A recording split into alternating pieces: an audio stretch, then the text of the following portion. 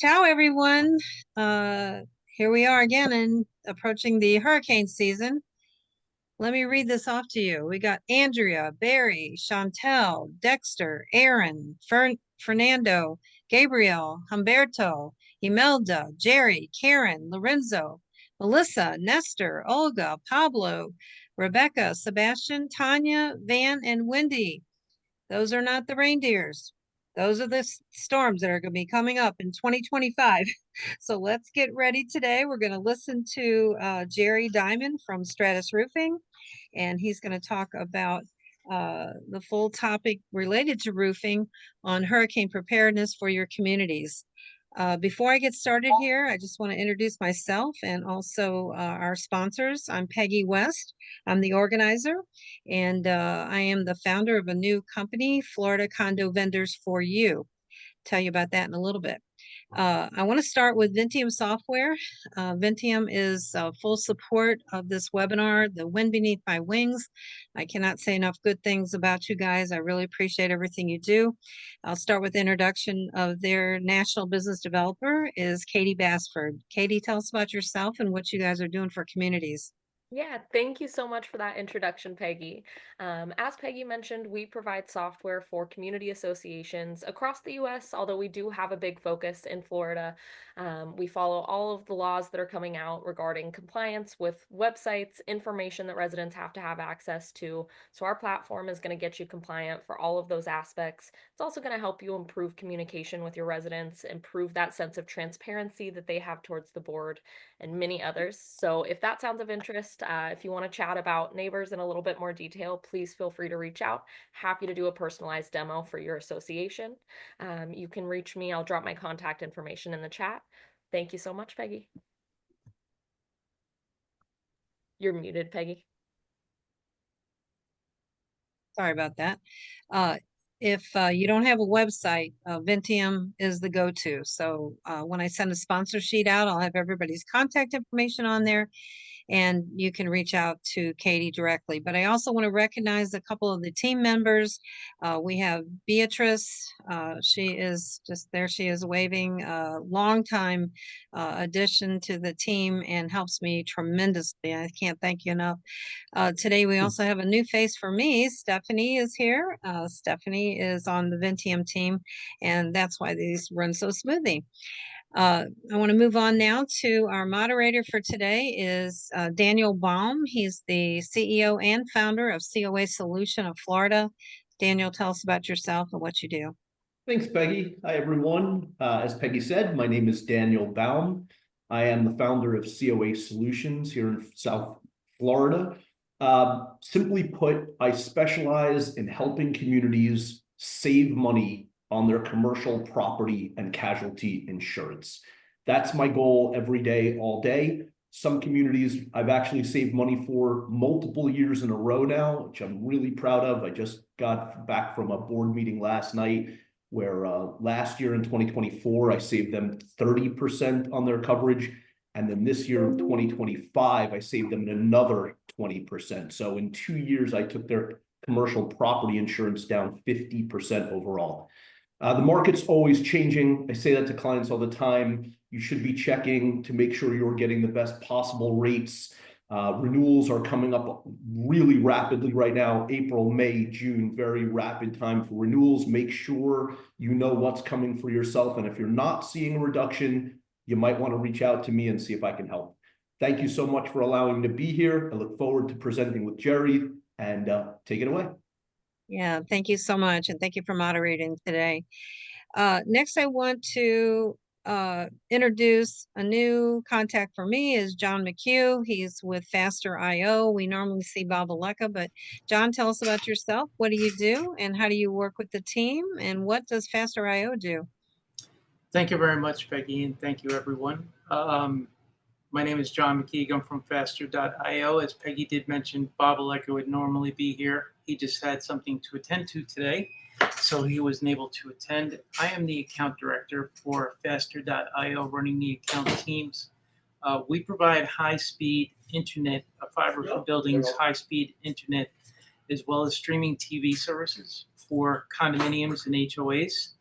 You know, I know this is a particular seminar about hurricane preparedness. One of the things we do bring to the table is we do provide battery backup on site for if there is a hurricane that knocks out your facilities for cable, so on and so forth. We can still provide you, even if there is a power outage, we can still provide you streaming TV service and internet. As you know, for some of you, this could be very important to connect to certain services. We do similar things for, you know, every single facility in the units. We provide common areas for free, places like clubhouses, pools.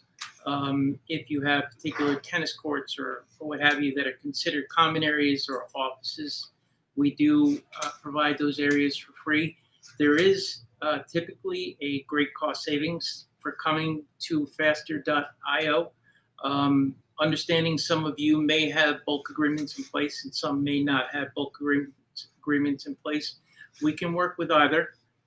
We are a very flexible company. We own a Tier 4 data center in Deerfield Beach. Any board members in particular or anybody in general, you're welcome to come tour our facility. It's a 150,000 square foot facility located in the heart of Deerfield Beach, where we provide our services out of.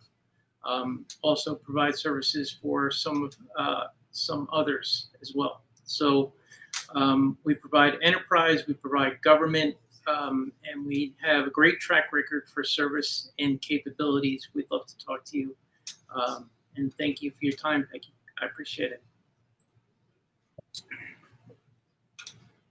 Hey, you're You're on muted mute. again. Okay.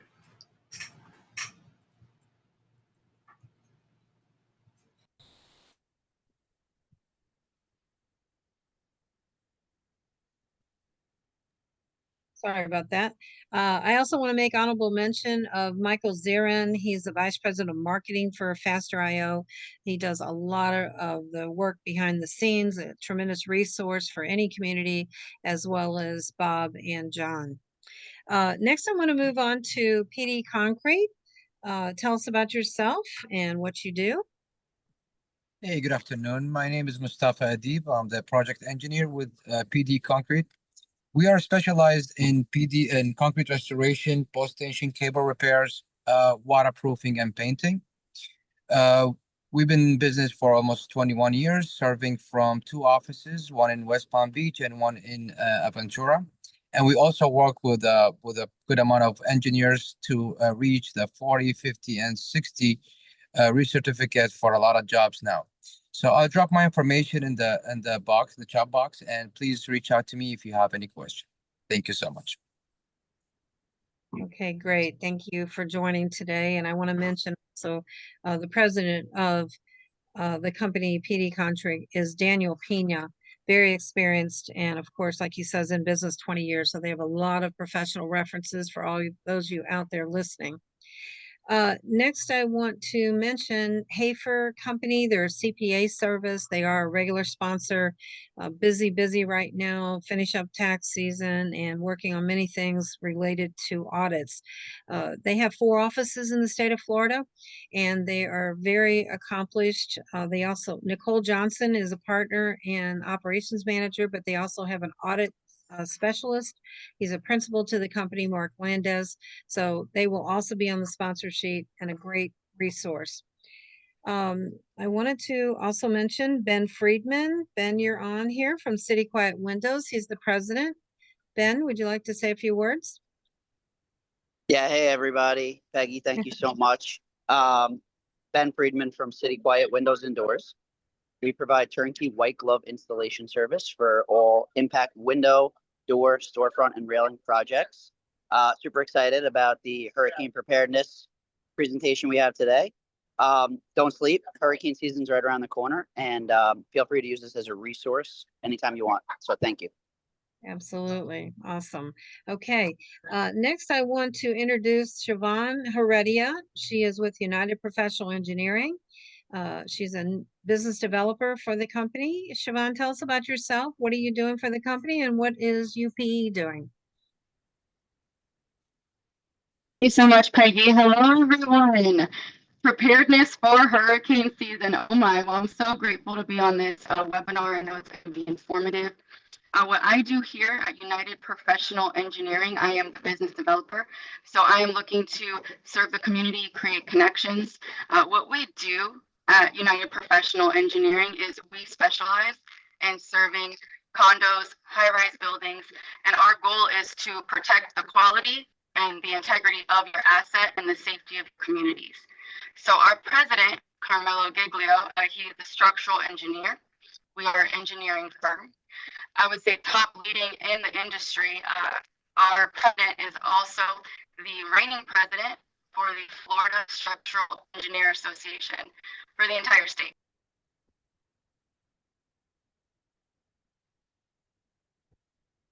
Uh-oh, we lost her. Siobhan, there she is. You're back on? You hear me? Okay. Okay. So we're here to serve you in protecting your asset. We do all types of services regarding milestones, SIRS, certification inspection. We also do phase 1, phase 2, any concrete repair or concrete restoration. We are here to serve you and your communities. Trusted for over 20 years with excellence and integrity. If you have any upcoming projects, we are here to help. I'll put my information in the chat, however we can serve you. Okay, sounds great. And she will also be on the sponsor sheet along with the president, Carmelo Giglio. Okay, next I would like to talk about Benjamin Moore. I don't believe they have a representative on today, but Benjamin Moore, of course, is a national company for the United States as a painting manufacturer. They do work with local distributors, and Rudy Forehand has been around in this area for at least 30 years, maybe a few years more, but he is excellent resource and will come out, for any independent evaluations of your building. He measures the paint that you have. He can tell you how long your paint has been on your building, how many more years you have as far as lifespan, which is very important for your budget. So I'll have his name on there as well. That's Rudy Forehand. Next, I have someone who asked me to introduce them is Jamie Gelfand. Jamie is with First Citizens Bank. She is a PCAM for all you managers out there. She is very accomplished, formerly in the property management business, so she knows both sides of the table. But she is a vice president and a regional sales officer for Southeast Florida, a community association banking, which includes, everything from your lock boxes for your payments to loans, which I suggest that you get out something in preparation for the hurricanes. She's always available and she is very personable, and her counterpart is out of Orlando. So Orlando goes all the way over to the West Coast for Tampa. Her name is Deneen Barnum. So I'll have their names on the sponsor sheet as well. The only one that I can see missing would be, I guess, myself. So again, Peggy West, I've got a new website called Florida Vendors for You. I'm trying to connect my sponsors with all of you out there as far as managers and board members for additional sources, and you can check that out soon.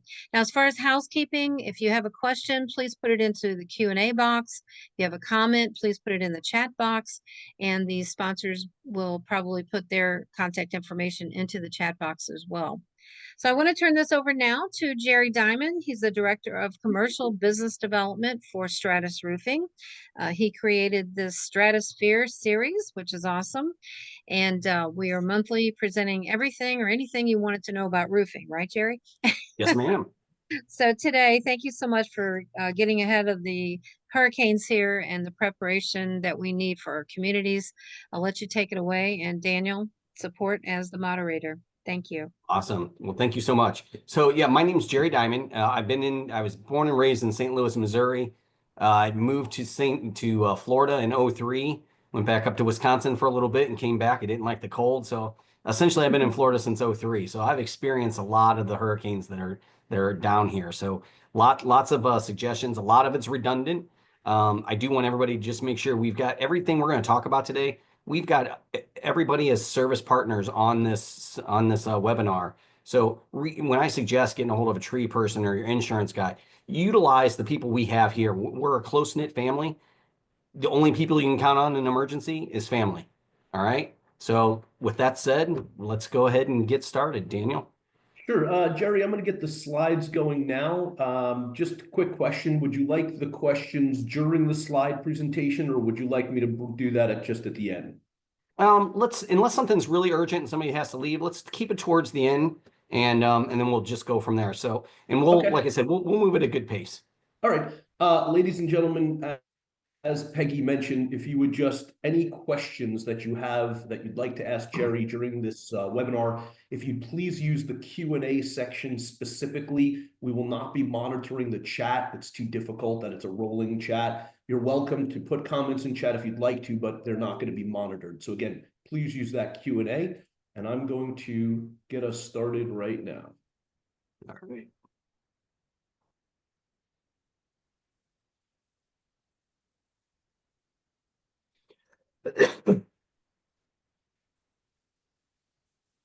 Bear with me one sec. Slight No worries.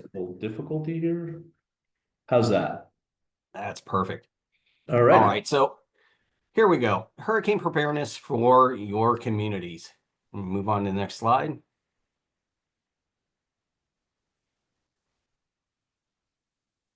So as we know, and keep in mind, I'm not going to read through a bunch of these. Everybody knows the importance of how urgent it is to have a hurricane preparedness plans or a hurricane preparedness plan.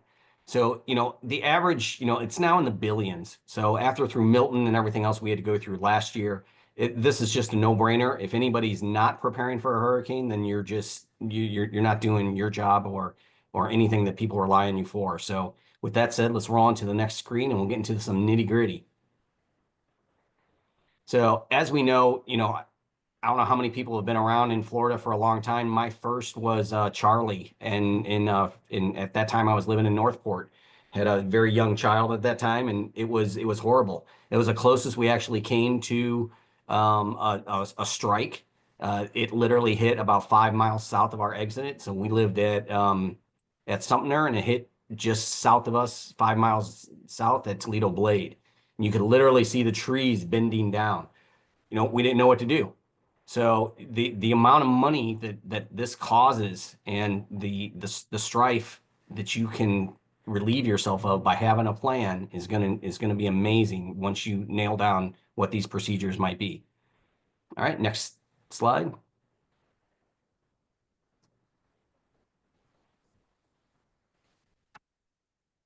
All right, so we've all seen these stats. Milton Milton and some of the other ones from last year have by far just crushed this. I mean, it's at least double that now.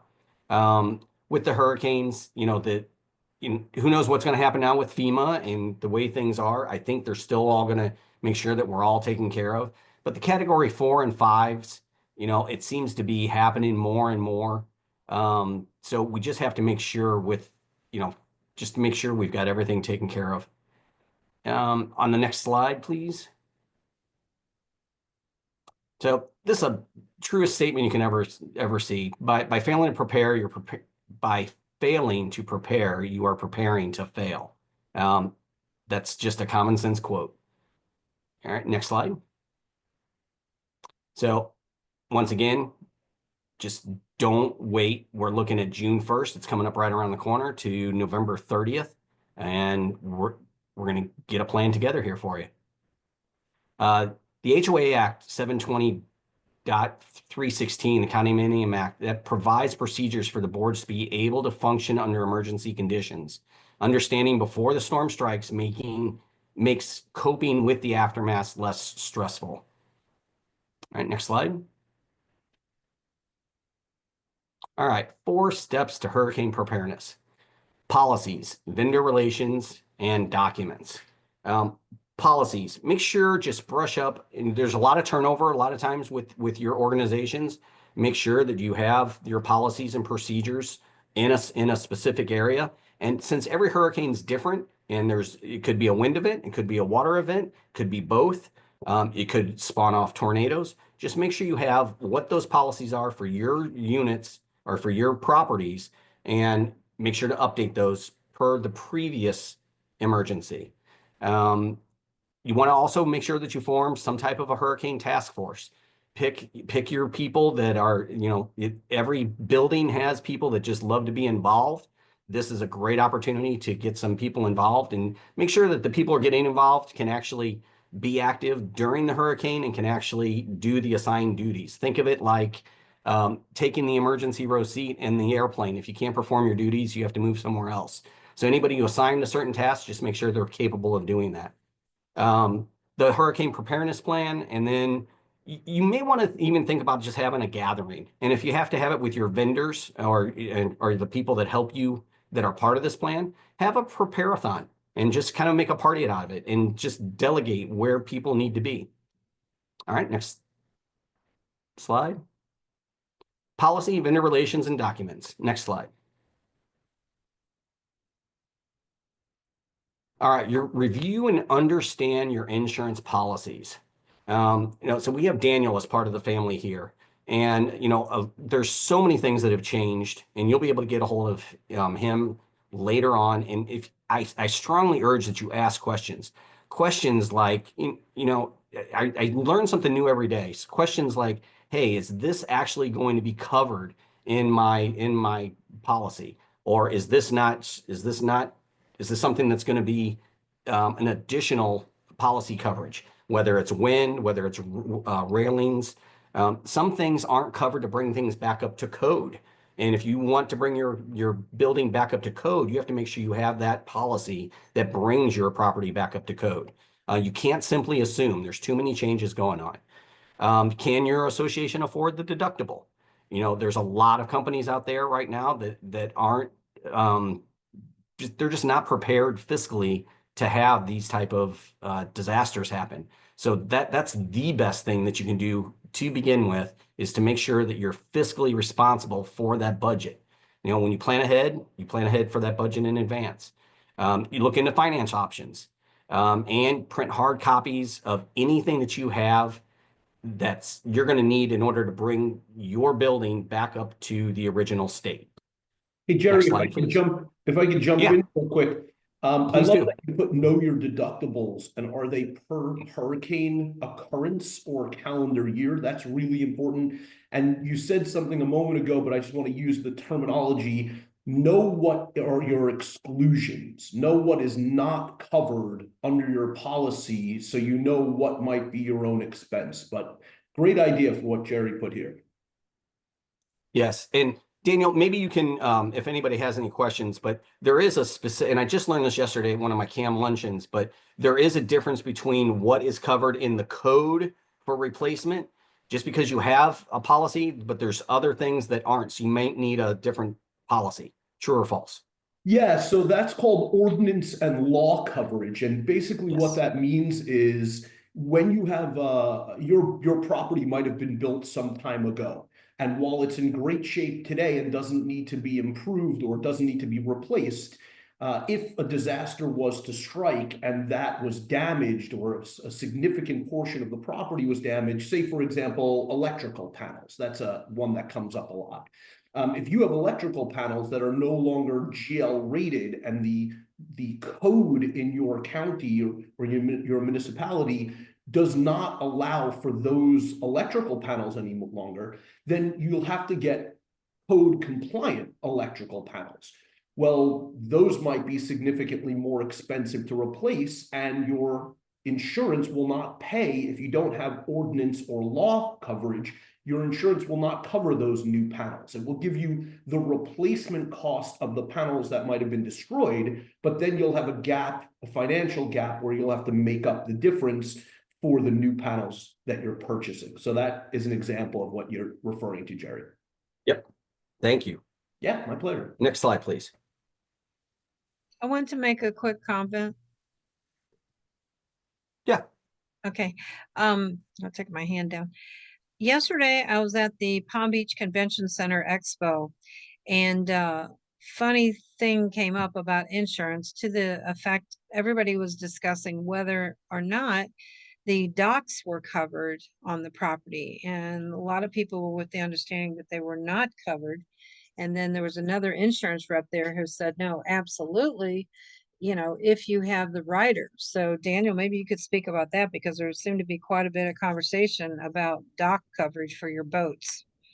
Yeah, another great question, and that would be in what we were discussing a few minutes ago in exclusions. Are the docks excluded from your property policy, or do you have them included? Do you have a separate rider that includes your docks and the value thereof? Very specific policy to policy, community to community, but definitely something you should have an understanding of prior to a hurricane. Agreed. All right, Jerry, back to you. All right, next slide, please. Sorry, do you see vendor relations up there? Yeah, vendor relations. Yep, you're up. Yep. So we need to create and organize a contact list with phone numbers and preferred vendors. Whether that's in your phone, or there again, go back to the other slide where it said make sure you print out copies. Sometimes power's that down. If you can't get a phone, your batteries aren't charged, you can't get a hold of your list, make sure you have a printed copy for all this stuff, because think about it, computers just won't be accessible for 3 to 5 days, probably. Understand any current maintenance contracts that you have. You may have a maintenance contract that you didn't know was going to help you prep for this already. You could have signed on with a roofer like us with Stratus, and you forgot to call us and say, hey, you know what? We noticed that hurricane season's coming around and we forgot we had a maintenance program with you. Can you come in and give us what we need to do to prep for this? So that's real important. You may already have signed up with somebody. If you haven't, I highly recommend that you do sign up with somebody. And that doesn't just go for roofers. You need to think about all we talked about with your insurance company, but you need to think about your dumpster company, your water company, an electrician, landscapers, and a public adjuster. Public adjuster is highly recommended during these times. They know your policies better than anybody. And I would highly recommend a public adjuster route versus going the Sue Happy Craze route. Your PA knows what you need to do. And if you have a PA, they can actually help you look through that and that policy and say, hey, you know what? You don't have this. You're under the assumption you may, but you really don't. Next one would be schedule and meet with all your preferred vendors. Make sure you guys are looking eye to eye and you have your checklist from your board members. These are the priorities. These are what I want to make sure that is covered. And ensure that all the preferred vendors meet the insurance requirements and have COI and any other requirement documents on file prior to the storm. So, the insurance requirements are key. If you're working with a roofer, if you're working with a landscaper, if you're working with an electrician and they don't have their own insurance and something happens on that property, guess who you're hanging out to dry? It's your organization, and those emergency assessments you have to supplement to all your residents because somebody dropped the ball and didn't make sure everything was taken care of. So all of those are extremely important. Jerry, Next I'll slide, just please. jump in real quick. I was on a panel last week with a restoration company, and if I'm not in the restoration business, as you know, but if you don't have a relationship with a restoration company, you may want to form one now. Many of them, for absolutely no additional charge, will put you on their emergency list. Many of them have lists of immediate responses that they will go to first in a disaster situation. And that's really what you want. I was informed that if you took the cumulative of all the humidifiers and fans in all of South Florida and just deployed them in an emergency situation, that they would be gone within 12 hours. So this one particular restoration company, ITD, that I like a lot, very nice people, they have an emergency list where they will only guarantee a certain number of communities that they can be there within a short duration of time in an emergency. So if you do not have a relationship with a restoration company, it's something you should seriously consider and even look into if they have a no-cost emergency list of who they go to first. Yep, great point, Daniel, and thank you for interjecting with that. There is another company out there I know we all work closely with. It's called First On Site. And you know what? These guys, they're starting to get booked up fast, and they're going to take care of the people that sign up with them first. And you know what? You have to give them credit where credit's due, because they're not taking on more clients. They only have a certain number that they take on, and then they make sure you take care of. And you guys should sleep really, really well knowing that if you have a flood or a leak or something with drywall or wet insulation, you've got one phone call to make that you were smart enough to prep it way in advance, just with one phone call, and they know to be out there. So, I mean, it's just a no-brainer. So next slide, please.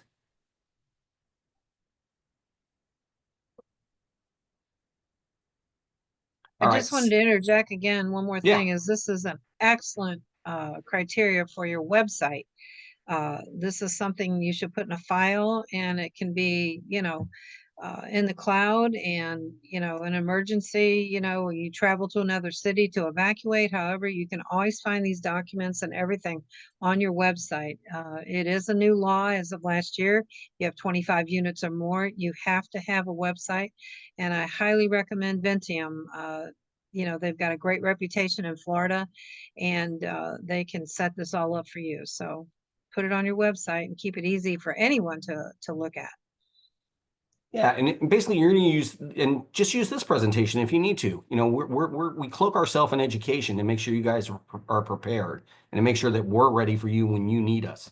So with this being said, you can use this as the foundation, and then build off this every year for your particular circumstances. So the next one is just make sure your stuff is secured in a safe, accessible location. You create your manuals. You've got all your bullet points here for operating, security, fire safety, irrigation, and gate systems. Create maps, your property, the locations of the systems, the panels for the natural gas shutoff, the security panels, water meters, etc. Here again, that's all critical information when you think about, especially if you have a gate. Guess what? The electric goes out, none of your people can get in or out. More importantly, emergency vehicles can't get in or out. So the best scenario is create and get all this booked well in advance, please. Next slide, please. Documents to consider. We've heard this over and over. If you're new to Florida, take this to heart, and then build off of it and add to it as time goes on. Your insurance policies, your residence list. Within those residence lists, make sure you have highlighted who's going to need help, who's disabled, who has, certain medications, who has to make sure they don't lose electricity if they're on a ventilator or oxygen. Financial records, employees' records, contracts, government documents, the community plat, which we already went over, and computer records and plans, engineering stuff, and drawings. So all basic stuff that should be the bare minimum in your kit. Next slide, please. Step 2, form the Hurricane Risk Task Force. Next slide.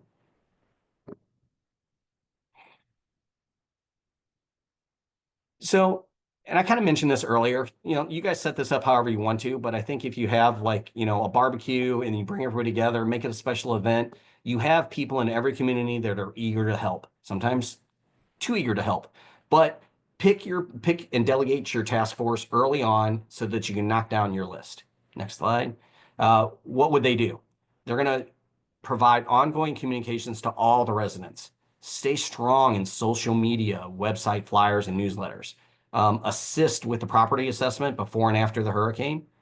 Coordinate cleanup. Have a crew ready to go. Assist with all the vendor communication. Ensure, which I mentioned just the slide before, all your disabled, senior, or special needs members in the community. Next slide. Here's just a list of helpful websites for you to help you put this list together. You guys will get this slide emailed to you, so you have the presentation, and all those are right there, so you don't have to worry about writing them down currently. And then step 3, create your hurricane preparedness plan. Prepare to make the decisions. Whether it's before, during, or after the storm, the board members and the CAMs must be prepared to make decisions in tense and pressure-filled conditions. This is where your board is going to come into effect. Those guys, those are the people that go to the front lines. Those are the people that make sure that everything's secured per your discussions, per your plan. So before the storm, don't wait until hurricane watch is in effect to get the property inspections. Roofers and arborists will be busy. Get the inspections and repairs done early on by a licensed and insured qualified vendor. After the storm, don't hesitate to call a qualified restoration company to clean up. Water damage, the longer the water sits, the quicker that mold and secondary drainage will set in and causing costlier repairs and possibly denial in your insurance claims. Next Jerry, slide. you Yeah. might bring this up in a future slide, but since we're right here, I just want to mention real quick, again, sitting on a panel with an insurance adjuster a few weeks ago, Gil from Altieri, one of the things that he would tell you for everyone, and this is important, whether it's your house for yourself or whether it's the community, documenting is so important. You go around, take photos of everything prior to a storm, take video footage prior to a storm. One of the things the insurance companies love to do is to say, no, that was pre-existing damage. That happened before the storm hit, so we're not going to cover it. So having proof to show that the property was in good condition and that the storm caused that damage afterwards is really going to be helpful for you to get your claims paid and to show that that damage is real. And after the storm, same thing. Make sure to take the photos and the videos to reflect the damage that took place so that there's no question that that damage took place from that storm. Yep, excellent topic. Also try to put in there drone photos. So the drone images, especially for roofs, if it's taller building, before and afters, it's super easy to do. But as you know, if it's not in the video or on paper, it doesn't exist in the insurance company's eyes, period. Exactly. Lift stations, the pits for your elevators, all that type of stuff. Before and after photos are a must. The preparedness goals. Create a safer environment for everybody. Protect the building and the grounds to minimize the damage. A lot of that has to do with stuff we've already talked about, the redundancy. Get the trees, power lines that may be up and over, the access to electrical boxes, just all that good common sense stuff. Develop an efficient and effective communication with plans to the owners, residents that include before, during, and post-hurricane. And here again, document, just like Daniel and all of us were saying, you have to document everything. If it's not documented, it's not going to have a dollar value. The responsibilities of the board of directors. Ensure your plan is legal. Approve the plan and review regularly for revisions and updates. Develop remote emergency communication. Plan to communicate with building management and residents in the event of a blackout. So that should all happen with your board of directors and your hurricane team. Building management. Ensure entire team and new hires are educated.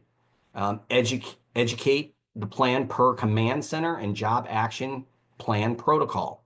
Ensure all current and ongoing new residents receive a digital copy of a hurricane manual plan that is maintained on the association website. Distribute end of season checklist, including hurricane prep items to all residents in late March each year. So it's a lot of redundancy, but if you don't take some of those steps of the redundancy, people don't start planning until they see that you're in the cone of uncertainty. So the redundancy is effective for multiple reasons: the safety of your residents, part of your plan, and also the legality of your organization. It shows you've taken all the way from A to Z, all these steps in writing to protect your residents of all these cases. It's just a must you have to do to protect yourself for liability. Hurricane plan responsibilities of the residents. They have to comply with the rules and regulations in a hurricane disaster plan. You have to follow resident hurricane end of season checklists and recommendations and assist manager as requested during a hurricane event. Next slide. Your preparedness plans can include emergency exercise training, warning alert system, evacuation plans and training, resource inventory, emergency personnel contact list, mutual aid agreements, public information, education, before and after storm checklist, and community communication system. There again, it's the redundancy. You're seeing a lot of the stuff being repeated, which I warned you earlier on in the beginning of this webinar, but we just can't say it often enough. You just need to really plan. Your hurricane checklist, again, the video, the photography, the drone footage, review all your insurance and vendor contracts, reach out to your vendors and inspection, secure and distribute all your documents, assign hurricane task force of the board members and the owners, create your communications plan. As you can see, I'm not going to read through all, there's just a lot of redundancy, but pay attention to them and I think we'll be all right. Next slide, please. And step 4. Your prepare-a-thon. You know, this can be any way you guys want to set this up. Your prepare-a-thon, you know, you can call to action the people that want to be involved, the great benefits of all of it. It creates value for the management of the company and the residents, promotes unity and collaboration. It's the companies that I know that have done this have really had a good flow and good, what do you want to call it? Not karma, but just a good, warm family feeling about they felt secure that they were taking care of all their residents and then the residents were part of it. So it's a good way to go about it. Yeah, and information is definitely knowledge. My experience is the more information you have, the more empowered you feel, the more knowledge you feel, and it's not as scary when it happens. People are highly fearful when they don't have a solution or they don't know who to turn to. So prepping your communities in advance and letting them know who to call for what purposes can really take a lot of the stress off of not only them, but you as management and boards. Yep. So the word I was looking for is it's a culture of safety that you want to communicate in that prepare-a-thon. When you have a culture of safety with your residents and your inner team members, that's what's going to keep everybody, you know, working together as humans, trying to make it through the worst case scenario that they're possibly going to experience. With that positive culture, people are eager to help out each other, and people need direction, especially in hurricanes. This has been inbred in us. If you're from the Midwest, we all had to duck under our school desk for hurricanes or for tornadoes, and this is down here, so we prep it a whole different way.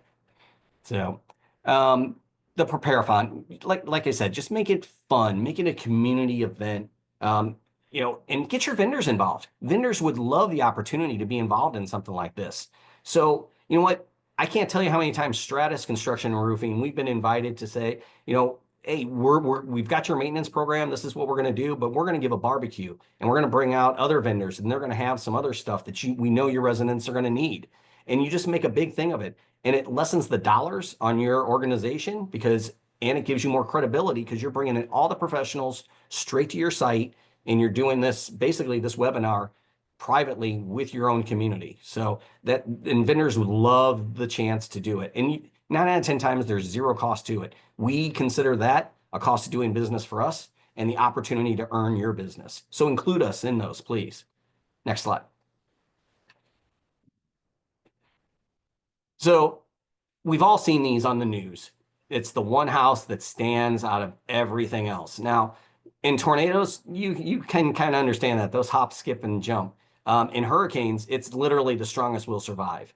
The homes that are prepped per code or over code are the ones that are going to survive. You know, concrete pilings, metal roofs, hip roofs. There's a ton of different things. Not building in a floodplain is always key. But you'll always see these photos, and this picture is worth 1,000 words. If you can armor your complex the same way, or even 90% of the same way that house is standing, you'll be in good shape. New slide. What can you do to help your communities be prepared? New slide. Oh, that's it. All right, very good. All right, Daniel, do we have any questions? Hopefully we have a bunch of questions. Yeah, we have several that are popped up into the Q&A, and I would encourage anybody else who would like to please, now would be a really good time to put your questions into the Q&A for answering. So I'll start off. Dominic asks, having an adjuster in place to represent an association that has no attachment to the insurance company is advisable, correct? I believe so. I think that's a kind of a common sense rule. Anytime you can have an unbiased third party involved, I think that's a safe bet, and everybody can rest assured that there's no hanky panky or anything going on. So I think that's always a good advice. Yeah, I Now, would add into that, the insurance companies will have their own adjusters who come out and want to tell you how much they're willing to cover. It's a really smart idea to have someone on your side who will do the same from your end and give you an idea of what it really will cost. So I think if you spoke to an adjuster, they would agree wholeheartedly with that statement. The only thing I would say is there's a bit of a debate, you might say, between adjusters and attorneys over should you have an adjuster or should you have an attorney. I'm not going to get into that argument right now, but having someone as your advocate is a very, very smart idea. yep, I agree. Our next question, would a roof or property inspection by a PE or roofing company prior to the season possibly aid in settling any damage claims if that necessarily arises? I think we kind of answered that by saying yes, Yeah. for sure. Right? Yeah, absolutely. Yep. And that would be part of the prep in making sure that your roof is in hurricane readiness. It has the capability to withstand it. So prepare early, have a PE, have a roofing professional, per trade, try to have a trade person for that trade. A PE is good, but they handle the insurance side of it. If it's electrical, have an electrical contractor. If it's roofing, have a roofing contractor. That way you can make sure that every little detail is covered. Okay, next question. This is kind of specific, but it says our condo association has a Firestone TPO roofing 60 mil thick installed in 2011, 2012, and 2013. It came with a 20-year warranty. I was told it loses about 1 mil of thickness due to wear annually. The 60 mil has 40 mil of white and 20 mil of black, losing 1 mil per year. It should last in excess of the 20-year warranty. I was told recently that you can recoat the roof or put a new 60 mil thick layer TPO on top of the old one. Your comments on that? Well, without seeing the roof or walking on the roof, I don't know what could be put on top after, or what the condition of currently is. I'm very familiar with 60 mil Firestone, which is now Elevate TPO. I don't know the facts if an actual mill is disappeared through just walking on per year. I think there's a lot of stuff depending on where your building's located, what type of weather conditions it's getting. If it's getting saltwater spray, if it's in high sun, or if it's in high shade, is it close to an airport where it gets a lot of jet fuel spray, things like that. What I can tell you is that TPO is one of the only membranes that can be coated with a silicone coating if your organization decides to go with another option besides doing a complete re-roof. Typically, you don't install TPO over TPO. If it's a flat roof, there again, I don't know the flat roof or not, but it could have an architecturally sloped for positive drainage, because it should be drainage per code everywhere in Florida's at least 1/4 inch per foot, or excuse me, per inch, no, per foot on that. So it could have a taper and insulation system. It could have a perlite insulation system. I don't know what's on there, but typically if you're going to do anything to maintain a TPO roof, it's always to keep it clean. The one biggest mistake on all TPO roofs, you're sold on a 60 mil TPO roof because it's reflective, it's white, it reflects the sunlight, and it keeps your energy bills lower. But how many companies actually get up there and they power wash, a gentle power wash, low pressure, just to take the dirt off so it stays reflective. If it's not power washed and it turns dark, it's going to be absorbing heat. So you lose all that Energy Star efficiency when you buy those TPO roofs. There's not many owners that keep their roofs clean. Okay, next question. Will it be possible to get a copy of the PDF presentation after this seminar? And I believe Peggy already responded to someone saying she would send out the PDF and the slides of this webinar today, so everyone will be getting a copy of that. Next question from Connie. Hi, will the seminar slides be sent to attendees? Okay, copy, got that one as well.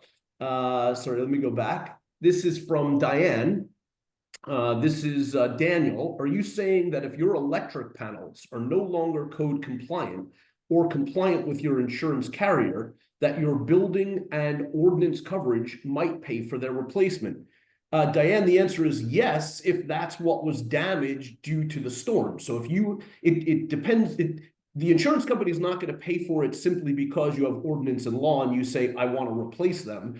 The insurance is only going to cover it if they are damaged or destroyed during a storm or whatever the reason is that they're destroyed, and you have ordinance and law coverage. That's essentially what it is. It's the replacement of out-of-date components up to code compliant components because of damage.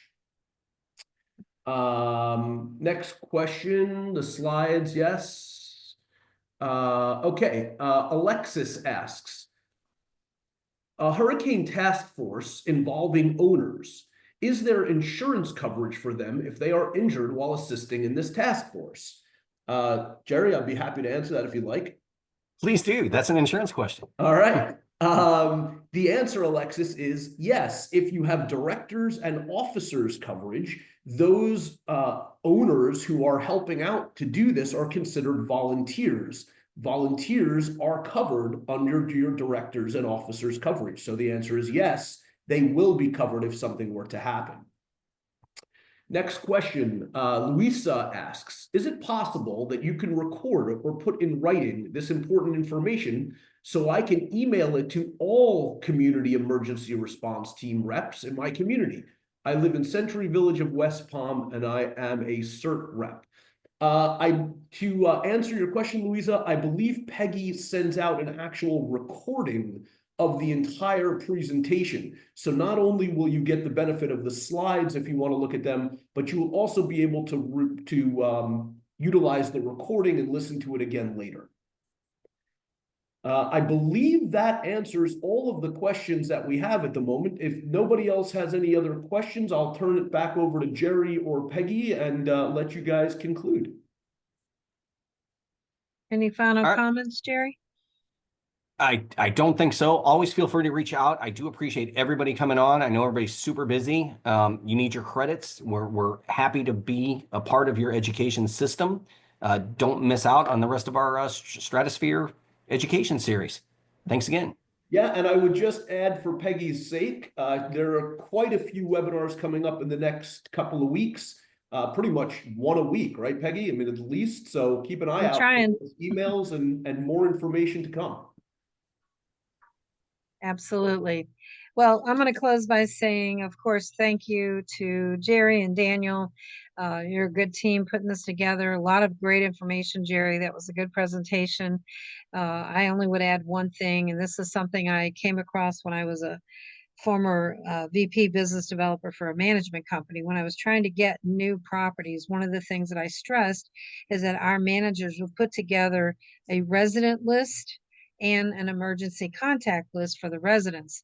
So let's just say, you know, you're a resident, something does happen to you, they would also have the emergency contact, you know, your daughter, your children, your Oh, yeah. aunts, uncles, grandpas, whoever, as an alternate list. So don't be resistant to that. Try to get your communities to be open to that, because you can also covet that, but put it on the website, but still have it available to the emergency committee or task force, like Jerry was explaining, because that was a big way that I did get a lot of companies to look at us taking over their communities, because, most everybody does, finances and all the main details, but having those emergency lists, I think a lot of people just take for granted. Oh, they know me, the realtor gave it or whatever, but that's not necessarily true. So update that every year. Maybe put someone on that, a committee person or a board member. And, thank you also to the board members that are on today. I commend you all. This is a very serious thing we all have to face every year and be aware of. And the CAMs, of course, you're going to get a credit, but you could choose to watch something else. So I really appreciate you choosing our webinar today. And of course, thank you to all the sponsors. I wanted to say that we have, let's see, 1, 2, 3, 4, 5, 6, 7, 8, 9. Bona fide classes coming your way from today all the way through June 24th, and I'm trying to schedule one a week, but I want to mention 2 in particular. On May 5th, I have a condo board certification for all those who need to be, for the condos, certified new board members. And then on May 12th, I have Jane Boland. She's going to be an attorney presenting the Homeowners Association board certification. So there's 2 big certifications coming up, if I can help you. And, the rest of them I will list on the follow-up email, along with the slides and along with the sponsor sheet and the recording. So thanks again, everybody. Stay safe. Thank you for coming on, and we'll see you on the next web. All right. Thanks, Daniel. Great job. My Thanks, Peggy. pleasure. Great job, Jerry.